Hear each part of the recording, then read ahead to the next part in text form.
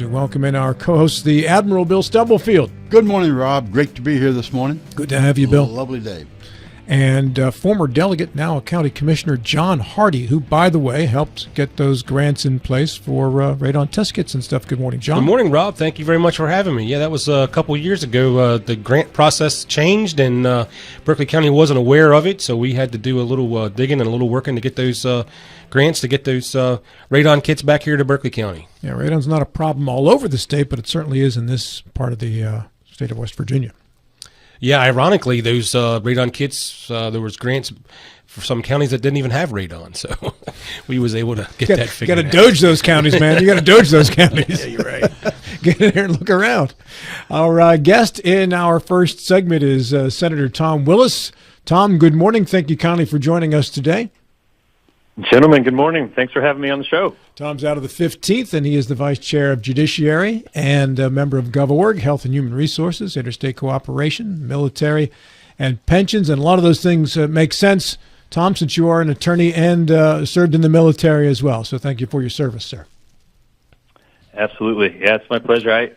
I feel like my life experiences have prepared me pretty well for the different committee assignments that I'm on. So I've been enjoying it. It's been a steep learning curve, of course, just learning the committee process and how the sausage gets made on bills. But when it comes to the actual substantive issues and the incentive structure and how it affects real life, I feel like I'm landing on my feet pretty well. So.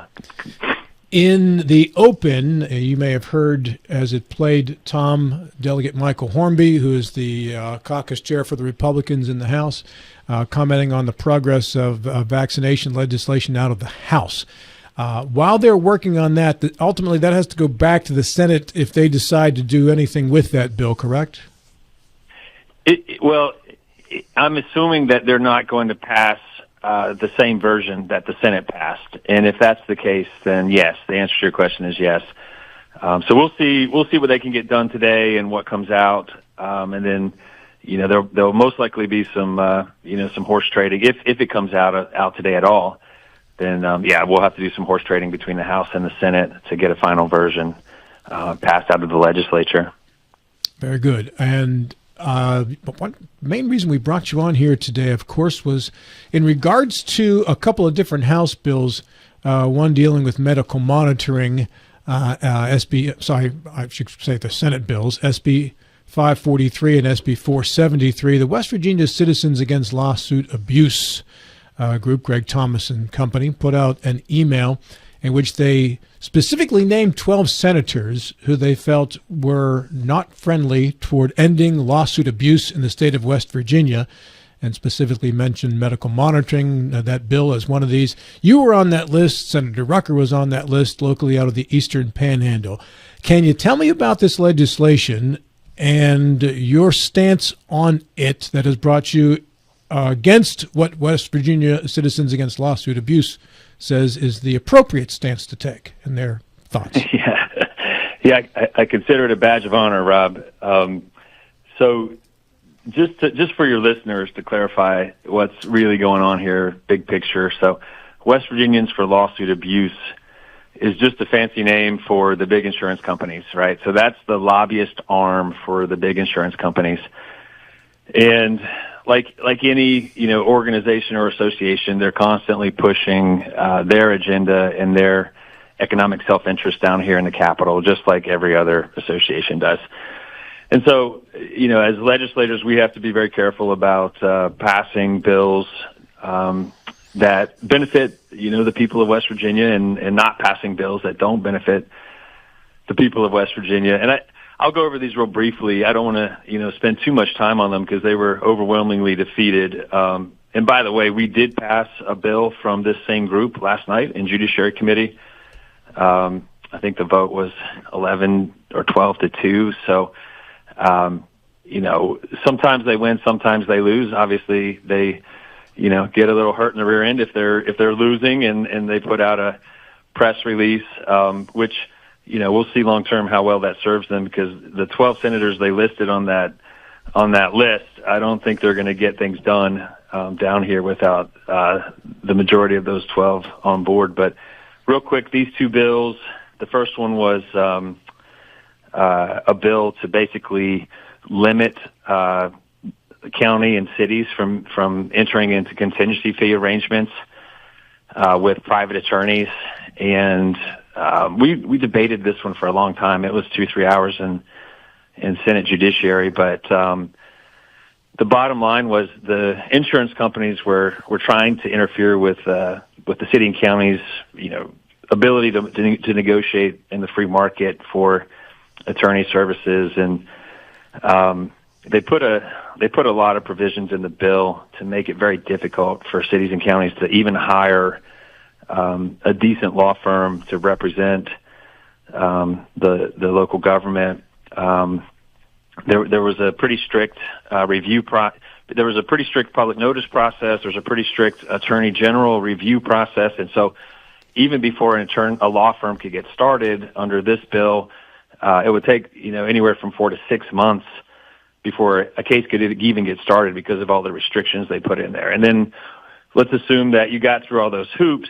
This bill called for the law firm had to make open on a daily basis their expense records and their work records, and so the insurance companies could come in under this bill and look at the work the opposing attorneys were doing any time, which is arguably a violation of attorney-client privilege. And so anyway, it was a very, pro-big insurance companies bill. It really limited the freedom and maneuverability of the local, county, city governments and their ability to hire, the best and the brightest in their own opinion. And it limited the fee structure as well. And so we just viewed it as a unnecessary interference in the free markets, and so it got shot down. I think it lost 11-5 in the Judiciary Committee. So we can talk about that one, or I can go into the medical monitoring one next. Whichever you prefer. Let's talk about both of them first, then we'll come back and circle back with questions from Bill and John. Sure. So, let's get into medical monitoring now. I saw the movie Dark Waters, and I know this had a lot to do with medical monitoring. Maybe you could explain it in layman's terms as to how it works. Yeah, the medical monitoring bill, again, this is a big insurance company's bill. There's basically in West Virginia, there's a law that says if you expose someone to a hazard, like a chemical spill, for instance, like you just think of like the Palestine Railroad chemical spill that may cause cancer in the future. So currently in West Virginia, a person that's exposed to a hazard that's known to cause health effects like cancer, for instance, a person can sue and claim the costs associated with medical monitoring to monitor for that illness or disease, should it arise. And honestly, gentlemen, this one was pretty easy for me because, I had 2 immediate family members, that went through a lot of cancer treatments. And so I'm very familiar with the process of medical monitoring. And I know that you have to take time off from work. You've got to go and pay for the MRI or the CT scan or the blood draw. You've got transportation. You've got food costs. And I've cumulatively done that, for over a decade of my life, caring for my wife and my son. And so I understand very clearly that there is a real substantial cost to families if they're put in a position where they have to monitor for a medical disease after they're exposed to a risk. And I think the rest of the committee, shared my opinion on this one. And so the committee shot this one down. I think the vote also was pretty similar. It was like 12-2 or 11-5 or something like that. It was a pretty overwhelming decision. So that's the medical monitoring bill. And of course, the big insurance companies, they don't want to have to insure or pay anybody for those damages. So they're trying to limit their damage exposure. So that's the gist of the bill. How does the West Virginia law regarding medical monitoring compare to many other states in the country, Tom? As I understand it, I think that we're in the minority here. I think the majority of states, I think the insurance companies have gotten through and have successfully eliminated this as a claim. in the majority of states. But again, like I said, for me, it's a visceral issue. I understand it extremely well from a personal perspective. So it was an easy call for me on this one. Is there a cap on the number of years in West Virginia's medical monitoring bill? That's a good question, Rob. I don't know the answer to that. I have to look it up. I'm not sure, honestly, if there is a cap for number of years or if it endures as long as the risk endures. Bill? Yeah. Good morning, Tom. I'd like to shift gears. Morning. To another bill that was discussed yesterday, I think, in Judiciary, and that's I think the House Bill 2382 with homeless encampments in the cities and municipalities. This has been around for a while in various forms, but I was struck by the fact that you and also Mike Stewart said it could be more broad than just a homeless encampment. It could be used to discourage or block protest voices as well. And you cited Seattle and cited the campus in New York City. What's your thinking on that bill, Tom? Yeah, so I think part of the motivation behind this bill was to prevent sort of hostile encampment takeovers of city or county areas, right, or campus areas. And so it's not just as the bill reads, it doesn't target homeless. It just says, no camping on public property, except in areas designated by the local government for such use. And so it would apply to, let's say you had a pro-Hamas group that, wanted to take over downtown Martinsburg.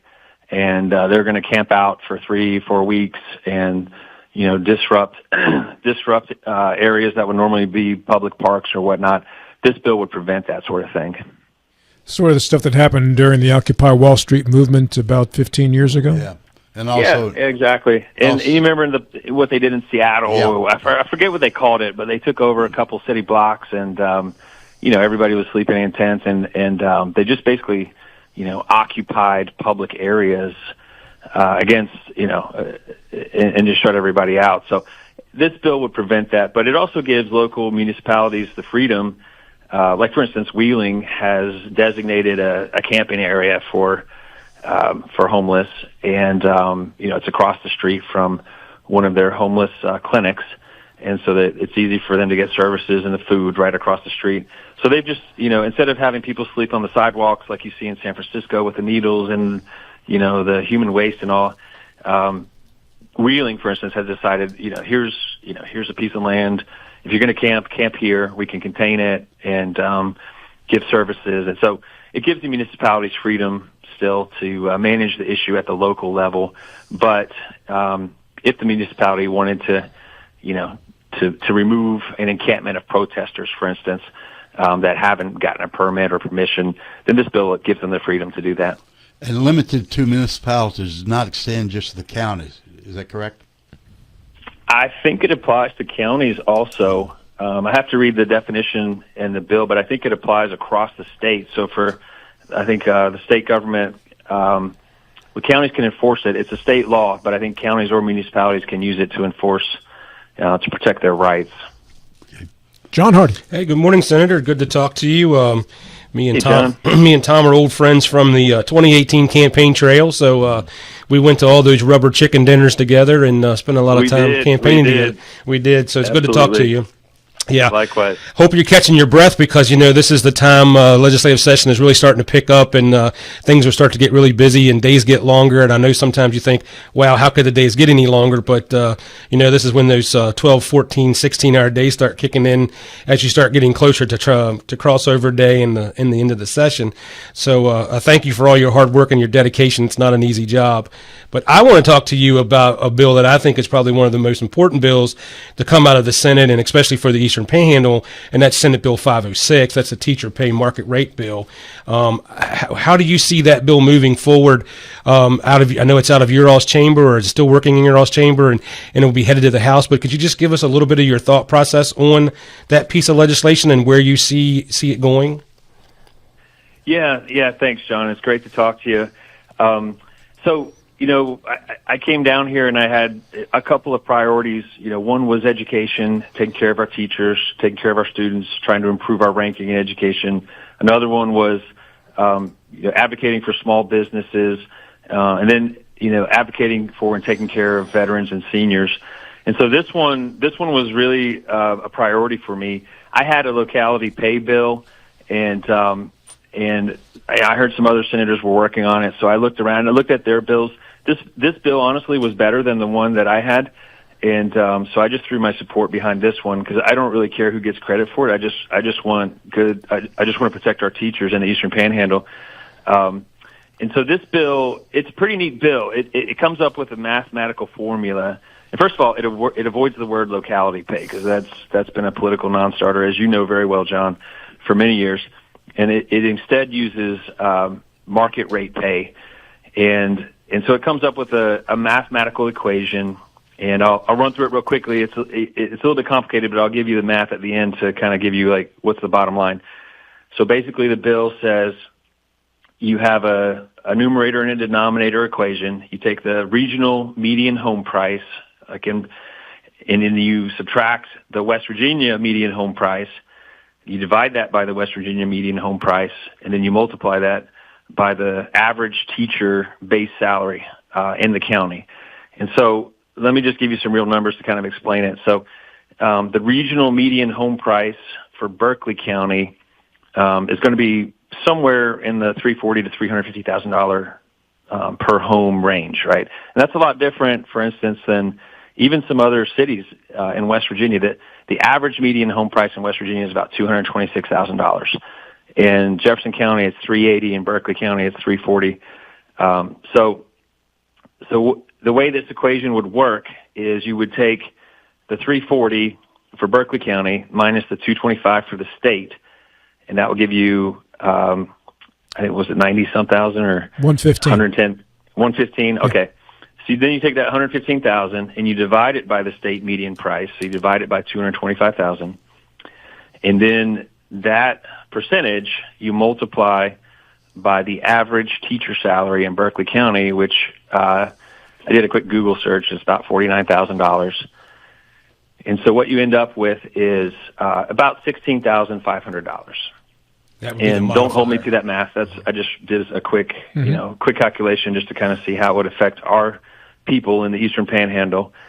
And so basically the way this bill works is once a year on July 1st, starting in July 1st, 2026, the teachers in Berkeley County, for instance, would get a one-time market rate adjustment check for $16,500 per teacher. And it would be slightly higher in Jefferson County because their median home price is higher. It would be just a little bit lower in Morgan County, a little bit lower in Hampshire County because their median prices are a little bit lower than Jefferson and Berkeley. But that's basically how it would work. So it would be a great thing for our teachers in the Eastern Panhandle, and it's been a priority of mine from day one. So pushing this bill, I believe it's in finance now in the Senate. But I know a guy. We all know a guy.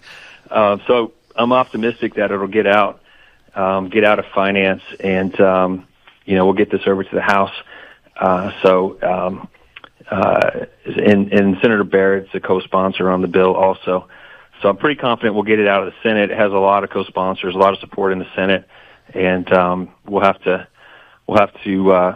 get it through the House as the second part. So that's where it is. That's the bill. Just a quick follow-up question, Tom, and it's based on the county that you work in, not the county you live in. So if you lived in Morgan County but you worked in Berkeley County, it would be based on Berkeley County, not Morgan County, correct?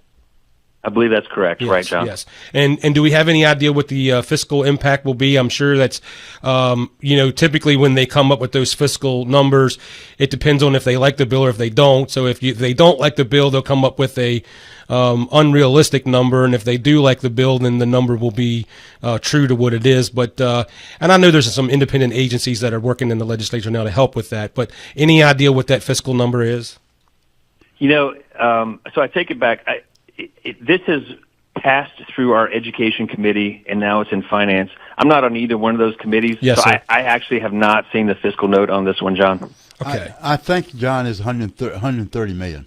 Okay. I vaguely remember that as a number coming out the last day or so. 130 million. I believe it's something in that ballpark. Give or take. Yeah. Give or All take. right, very good. Tom, I've got about 3 minutes left, so I want to let you have the point of emphasis on these last couple of minutes. Are there particular bills that you've been working on you'd like to make people aware of in this time? Yeah, absolutely, Rob. So, we just talked about the education bill and taking care of teachers in the Eastern Panhandle. Another bill that I sponsored, it's called the West Virginia Small Business Appreciation and Acknowledgement Act. I'm excited about this bill. It came out of, it was passed overwhelmingly in economic development out of the Senate, also going to finance. It basically gives small businesses in West Virginia a tax credit, because we always, I would hear a lot of people, just note that, hey, we give all these incentives to large businesses bringing in jobs, but most of the jobs are created by small businesses in West Virginia, and they're slugging it out every day, but nobody really acknowledges them. So this bill acknowledges them and helps them financially and shows them some appreciation. So basically, if you make 50 to 600K per year as a small business, the state will give you a $500 tax credit, and from 600K to 2.5 million, it goes up to a $2,000 per business tax credit. And so I'm excited about that one. And then I had a troops to teacher bill that came out of military committee yesterday, and I already know it's going to pass education. And that one allows veterans that have a teaching certificate as part of their military training to teach in our schools, as long as they have a bachelor's degree in the area that they're teaching, and also pass a certification competency test. So this will increase the pool of teachers, so retired veterans can come into the classroom if they've been a military instructor, if they've been to a military schoolhouse. So I'm excited about that one as well. Many other bills, but I'm not sure how we're doing on time now. Now you have a minute left. Okay. All right. Great. And then the other thing I'm focused on is, just protecting seniors, taking care of seniors. So I'm working with, I've got a bill, and I'm socializing it now, hopefully get it through in the next 3 weeks, where it's basically designed to help protect seniors from financial fraud. And so this bill would give banks the ability to, if they see a transaction that doesn't look characteristic for their client, or if it's liquidating an account, for instance, or wiring funds to an account the bank may not recognize, and the client is a senior, it gives them another family member as an additional point of contact to call the senior, to call the And alert them of additional the transaction, yeah. Yeah, to alert them of the transaction and say, hey, is this really you? So it gives them a little bit of ability to just to protect their clients better. Tom, I got to go. Thank you so much for your time. Very much appreciated. Appreciate you guys. Have a great day. Thanks, So long. Tom. Thank you, Tom. Tom Willis. We're back with the Friday Five next.